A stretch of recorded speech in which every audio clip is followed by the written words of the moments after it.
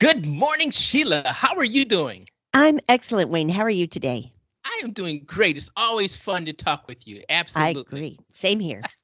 And welcome to 27 Minutes with Sheila and Wayne, everyone, where we explore the fascinating world of verbs and their impact on our daily lives. Join us each week as we delve into the different ways verbs shape our language and influence our lives Hmm. as we attempt to make a positive difference in our world, one verb at a time. And Sheila, this is episode number 108. Can you believe it? 108. I love it. I'm loving it too. And where can our listeners find you? Oh, thank you. They can find me at zekeandsheila@yahoo.com. And our listeners can find me at Wayne at mindsyncing.com. That's Wayne at MINDSYNCING.com. And Thank you. Sheila, what is our verb for What's our today? verb today? It's to remove. Oh, remove. To remove. Yes. Okay. And do you have a trivia question? I don't, but I think you do. I'm hoping you do. I do have one. All Okay, right. good. Let's And hear it. so I will ask the question now and I'll give the Okay, answer at the end, but super. we can probably all figure out what it might be. The trivia Okay. question: what is the most common reason to fire someone? Okay. I And have, and you're going to answer that at the end of the show. at the end of the show, yes, ma'am. And throughout the show, I'm going to be jotting in my margins of my paper here what I think it is. And Okay. I've already All written my right. first answer. Oh, Okay. okay, good. All right. Okay.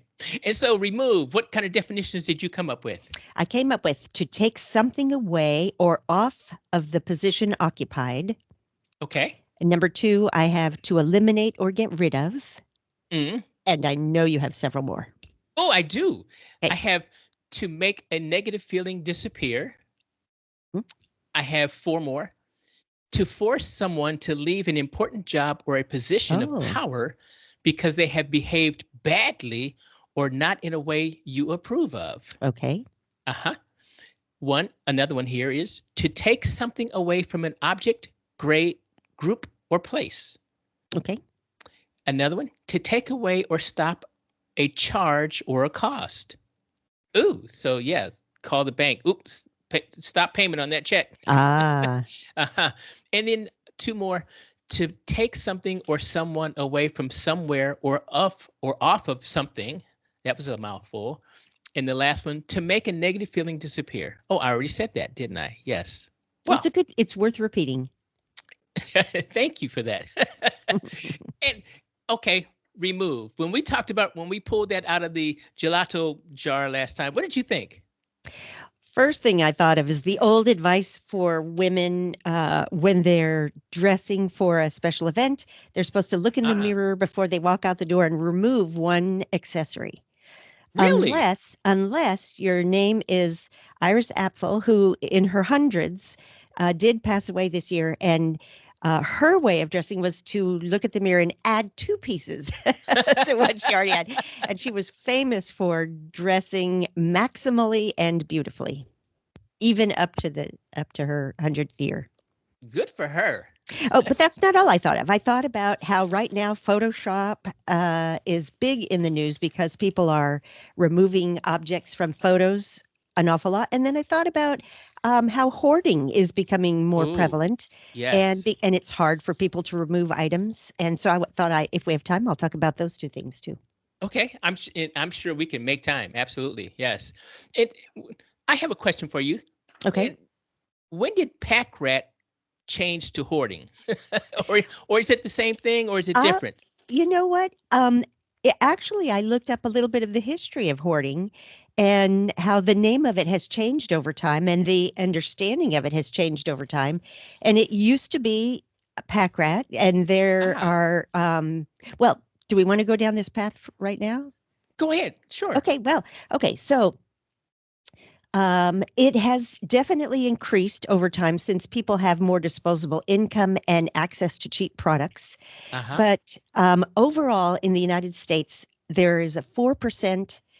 Uh, uh, uh, Let me rephrase that: 4% of the population have been identified as hoarders, but 6.2% of people 55 and above are the ones more often doing it. And so about 10% of the people in the U.S. rent at least one storage unit for their overflow of items. I love statistics here. And you talked about when did it become pack rat become hoarding? In the 1990s, it was classified as an obsessive compulsive disorder by researchers.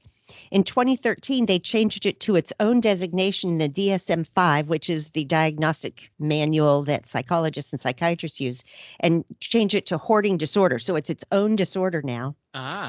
And my mom went to a seminar yesterday called Preparing for the Next Pandemic. And I asked her, did they give her a shopping list of things that you should start stocking up on, i.e. hoarding, to prepare for the next pandemic? And she said no. But then I read something totally off this path that was related. And that is that because people were running out of toilet paper during the pandemic. Oh, and the pandemic did make hoarding worse for many people because the number of bidet attachments for toilets or bidets themselves skyrocketed. And people used that as a solution to reduced availability of toilet paper. So there you go. And people love it, as it turns out. And they're wondering why we don't have more in the United States like they do in other parts of the world. So there you go. Well, that answers that question. Okay.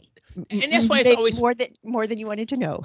And that's why it's fun doing this with you, because I learn every time we get together. I learn something. So do I. How fun. So where did you go when you first picked this out of the gelato jar? What were your thoughts? I said, "Ooh, remove," and I said such a pivotal word.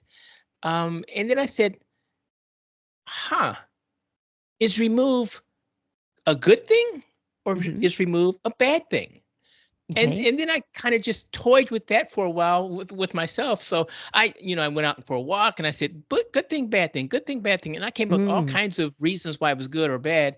And then I said, okay, well, before I get to all of those, let me turn to the research so that I have some at least valid information that I can talk about. Before I get into my thoughts and opinions, which nobody wants to listen to anyway. I beg to differ. Oh, thank you. And I found two articles. One was by Christopher Mifsud, and he says, why is it important to remove bad apples? Now, I didn't like that title because my nickname is Apple, but because I'm not a bad apple, I said, okay, then all right, it doesn't apply to me, but that's all right. And he says, remove the bad apples. How to fire people that are poisoning the team, which goes into, is this a good thing or a bad thing? And so in this respect, from one perspective, remove is a good thing. For that person that's being removed, it could be a bad thing. Right. So he says, is it good or is it bad? Yeah. So he said, how to fire people that are poisoning the team. He said, you've heard it before. One bad apple spoils the bunch. We all know this to be true, and yet too often we keep the bad apples around. And I thought, I've run into many organizations where that is true. It says the thing is, they aren't worth it. Trust me, get rid of a bad apple and everyone involved will thank you. And I have seen that in play, and I go, okay, he's onto something. And so I'm going to quote his next sentence, but I am going to interject a word or two words because there was an expletive here, but I'll take it. I took it out my own word in. He says, I say this time and again, I would rather work with many people that are good at what they do rather than one caustic person who is great. And so with the rest of the thing. Yeah, I thought that to be very interesting, and I think it's true. And just because you have the one big, I guess, brainiac, maniac, know-it-all, expert in the world, and if they have a bad disposition or don't have good people skills, maybe it's not the best place for them, and for the rest of the people who are supposedly working with them, because they are down. They are talked down to. They are decimated by verbal slander of sorts, and and nobody is as good as this person and can't be as good as this person. So why are you even here? And I'm thinking, wow, that's a very caustic environment, and I wouldn't want to be part of that. But if you got rid of that person, think of all the good things that could come out of that. Right. Because Right. other people will start opening up and saying what their thoughts on, and creativity and innovation comes back, and you build maybe not as quickly as this one person could have put it in Right. place, Right. but you can You, get it there. it's hard not to listen to this without having thoughts in my head about. I'm thinking of the first job I ever had and how one of my mentors said, wherever you go, whatever job you do, there's always going to be an odd bird. And he waggled his fingers by his ears. And I thought, well, that's actually very good advice. But I have been in situations where it's harder to remove a toxic person at the top of the Food ch- chain. food chain. Yeah, thank you. Yes. Um, but the times when that is, let me also say, I have left a job on occasion because it was too toxic an environment, Uh-huh. and Yes. no matter how much you needed, well, I will say at that time I needed to be working, I needed to support myself, but it was worth it, and Okay. almost any job thereafter was better. Yes. So Good. And you asked the question, or you stated you made a statement and said, okay. oftentimes it's the person at the top or nearing the top that is caustic and causing that caustic environment. Hmm. And my question comes out, well, how come people continue to promote this person? Because I don't think this is a immediately learned behavior once they got into this position. I think this was a Uh, habit that they've yes, I think had so too. Yeah. throughout their career, and people just either for whatever reason dismissed it or just didn't care about it and promoted them anyway. Maybe Right. because it was this, going back to, this is the best person, the smartest person, and they have great Mm-hmm. ideas, Hmm. and we can't do anything without them, so we'll keep them on. Well, Go ahead. go ahead. Oh, I You have a quote that fits nicely okay? with what we're Go ahead. saying. I mean, it fits in my head as we're talking here. Mother Teresa said, the hunger for love is much more difficult to remove than the hunger for bread. Ooh, And essentially, so if you've got a job, you can get another job, but being in an yes. environment that feeds you, that energizes you, is more important. So, I Okay. mean, that's not how she was approaching it. She was actually literally talking about love and bread. Yes. So, Mother Teresa, such a great woman. And Albanian, as it turns out. yes, Yep. I knew Okay. that. All Okay. right. Okay. Christopher also said, as a leader, you are responsible for the culture of the work environment, and your culture is what you tolerate. And I thought, huh. He says, if you tolerate bad behavior in one person, you Mm, damage the rest of your team. mm, And I've seen that time and again. I really have. And I've seen good people. No, I've seen great people with mhm. great ideas, great work ethics, and great means to get things done leave because of that. They Gotcha. have left the job because they can't make headway because of this turkey who's Mm, stifling the whole pot, if you will, or spoiling the whole okay. pot. So I have seen Okay. that in action. He says, when you think about it, is anybody worth damaging an entire group? And the answer to me, obviously, is no. But to No. other people, it seems that they don't care. Uh, just because someone is a top performer, that doesn't mean they're worthy of the company's reputation, the team's fulfillment, or your integrity. And I wholeheartedly agree with that. Mm. And what else? What else did you find in your research for this Let me topic? give you two more quotes. Yes. Um, Jeremy Paxman, a British journalist, said, it seems to me that the way to remove people's cynicism is, when asked a straight question, to give a straight answer. And I liked what he said. There's so many applications for that. But he also, as I looked up who he was, he's a British journalist. He also said, which I liked even more, but it doesn't have to do with remove, the early bird may get the worm, but it's the second mouse that gets the cheese. Oh, Ooh, yeah. So, well, that first mouse poor, was removed. poor first mouse. I know. And then here's a quote from an unknown person, but Mark Twain also quoted this, so it's hard to know where it really started. And that is, better to remain silent and be thought a fool than to speak out and remove all doubt. Yes, I like that. Who was that? Who said Well, it that? may have been Mark Twain, Okay. but a lot of people have said it and have been given credit for it. Yes, I So, I like that. I have used that. Yes, ah, that's a great quote. and now's a good time for me to be silent for a moment here and let you go. No, but I have a quote for you as well. Oh, good. Talking Okay. talking about the second mouse here. Okay. Um, Inga and I took hang gliding lessons while we were in Germany once. Hmm. I took a week of hang gliding lessons. They were really fun, Wow. fun, fun, fun. Yeah. And his name was Axel. Axel was our instructor. And Hmm. here's a quote from Axel. As we were graduating, and everybody's, we're all high fiving because it was fun, and ooh, Yeah. who had the longest air glide, all this good stuff, and and as we were breaking down the kites and putting things away and everything, Axel said, "Now you have learned how to hang glide. When you go out and venture further, I don't want you to. Here's what I want you to do. I want you to go to the cliffs and I want you to kick rocks. I want you to spit. I want you to do whatever you can do, but don't be the first person off of that cliff." Wow. That first mouse just Right? gets a bad Yes, break every time. it is. It The is. first guy out of the airplane. Yeah. Yep. So thank you, Axel. Okay. Okay. So now going back to Christopher here. Yes. He says, now, I'm not saying people are irredeemable, which I agree with, or that all behavior is uncorrectable. So give people a chance to work on themselves. And much like you and I have talked about over the course of these 108 episodes, Hmm. you know, have some feedback. He says, Mm. give them warnings, talk to them, coach them, but let them know bad behavior isn't tolerated. Hmm.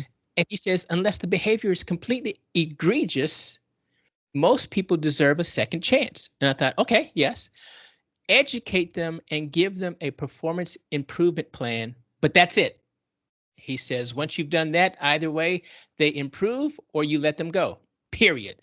And he says, by period, I mean fire them, Okay. Remove them from the premises. remove them from the premises. That's right. Elvis has left the building. Right. Right. Oh, gosh, yes. So, anyway, okay. And I have another article by Amy Okay. Johnson. And she says, removing these 8 things from life can make you more successful. And so she was talking about, much more like one of your quotes here, she was Hmm. talking about not adding things, but removing things that you already have. Okay. Much like the hoarding thing. Okay, if you remove Yes. some of Yeah. the, if you remove some of that hoarding paraphernalia that you have there, you might have room for a couch. Another couch. Another couch, right? Yes. Awesome. All right. So anyway, she says lots of people think that the best way to become successful is to pick up lots of new habits and skills. She says, while this can help, sometimes the best thing you can do is give up the things that distract you from your goals. Mm. Hmm. And I thought, very true. And I did this when I was going to college. I was in Spain in the military, so I was going to night school, if you will. Okay. So I worked I did my 9, 10, 12 hours day at Hmm. work, and then I went to school, studied sometimes. And so one of the things that I had to do was, I had to remove some excuses. And Amy's number one is, here are 8 things that you should remove from your life to be successful, is Okay. remove excuses. I had Okay. excuses. I couldn't go to school because I was working, and I played football and I played softball and I played all these other sports after work, Ah. so I couldn't go. And something said, okay, we'll stop playing sports. Hmm. That way you don't have to go to practice, you don't have to go to games, you don't have to go to tournaments, you can go to the classroom. And so I kind of did. And sometimes I remember this one time I was standing in the bleachers, because everybody's there. It was almost like a championship game. I'm Hmm. standing in the bleachers watching my team, the team that I used to be on, and they were in the championship. And a little tear ran down my cheek. And one of my buds said, "Hey, what are you doing? Are you happy that we're winning?" I go, "No, I'm crying because I got to go to class in 5 minutes." Ah. And, but yeah, so I gave all that up to Yeah. to immerse myself in school. So remove excuses. Hey, I Yep. agree with that. Yep. Remove perfectionism. Practice makes Yes. right. In Yep. a quote that I said from my dad many episodes ago, he says practice makes good and good makes consistent, because nobody's perfect. A lot of people say practice makes perfect. It doesn't. And he kind of said it right. Practice makes good, and then good makes consistent. So be Ah. consistent at what you're doing. Um, and if perfectionism was a key, I don't think we would be at 108 podcasts. Because everybody knows I'm making lots of mistakes on this podcast. I've So I sneezed am 3 times into the microphone I am just since we've been on here. I am not perfect in any way. So okay, we remove that. She says remove fear. Mm. And I thought, yeah, remove fear. That is so easy. These are so easy to think of, but Yeah, maybe harder to do. right. Yes. Yes. Before I go to the next three, how about you? What's next? What would you like to tell us? Because I'm looking at the clock. It's 21 minutes Oh, already. okay. I'm going to zip through this Photoshop thing. There's been a lot in the headlines lately. A certain person who had taken time off of her very visible job for some personal health issues, submitted a photograph of her family and was criticized because of the Photoshop edits to it that Hmm. were immediately obvious. And in fact, it was done so significantly that major news channels couldn't post the photograph because it was considered too artificial. So I started researching what is it that people remove most in photos. And I went to the website called amraandelma.com, which is one of New York City's top social media agencies. Okay. I found some really great statistics about what people remove, why they do it, and where this whole started. So I'm going to run through these quickly. Okay. Um, First of all, 90% of professional photographers use some form of editing Hmm. their photos. They're Okay. called creatives, so 90% of them. Hmm. According to HubSpot, visual content is 40 times more likely to get shared in social media than other, audio or written contact or Okay. content, excuse me. Yes. Um, Filtered photos are 21% more likely to be viewed and Ah. 45% more likely to be commented on. Huh. And that's called the engagement rate. 90%. Okay. Oh, here's a really interesting one, and these really do flow together. There are nearly 100 million photos posted daily on Instagram. 100 million? 100 million.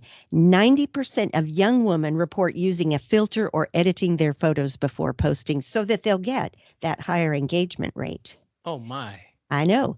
Photoshop, which is the main product here, is accessible in 26 different languages worldwide. It was listed in Fast Company's world's most innovative companies in the category of artificial intelligence, which is getting even more attention right now. And then finally, it was invented in 1987 by two brothers. One was a programmer and the other was a visual effect artist.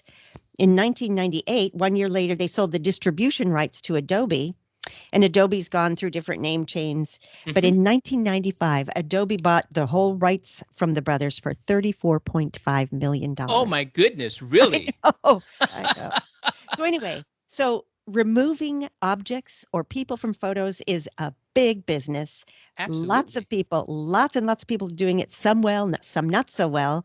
But Mm. I couldn't find any kind of statistic that said what is most being removed. Well, I would go back and say filtering complexions and facial features is Okay. what a lot of the young women, but I wasn't sure if it was the dog in the background, if it was taking out a family member you're not talking to anymore. I Yes. couldn't. Maybe some of our listeners can let us know. I hope so. Okay, so that's what Yes. I've got on removing objects in photos, and now it's back to you. Okay. To continue Amy's list of removing 8 things, Yes. number 4, she said, remove the need to control everything. Mm. Why do you keep Yes. describing me here? I don't think I'm describing you, but that's all right. Mm. Thanks for that interjection. Number 5, she says, remove a fixed mindset. So again, You and I have talked about this many times. Open the mind. Be Yeah. mindful of things around you and Mhm. creativity. Things do work. It's otherwise we would all be driving what 4-door blue Blue car sedans. sedan. Right. Yes. Right. Number 6, remove the desire for overnight success. Absolutely. Yes. Now we know there are people who have done that, but those are the outliers. Those are the Right. 0.5% on either side of the bell curve that have done that. It's just like the lotto. Win the lotto, I think I saw last time it says 1 in 301 million chances to win. So overnight success, don't go there. That's not my Remove destiny. toxic people. Ha! Remove toxic people. Mm. And again, if they're toxic now and you let them go, they're going to become the big toxic person at the top, and then it's going to be harder to remove them, much like you and I talked about earlier today. Mhm. The last one she says is remove the need to say yes when you really want to say no. Mm. So people pleasers and yes people, and in the Mhm. office, yeah, the boss wants to hear yes. Well, no, the boss needs to hear the truth, and Right. the boss needs to hear opinion backed up with facts and recommendations to further the project along. Right.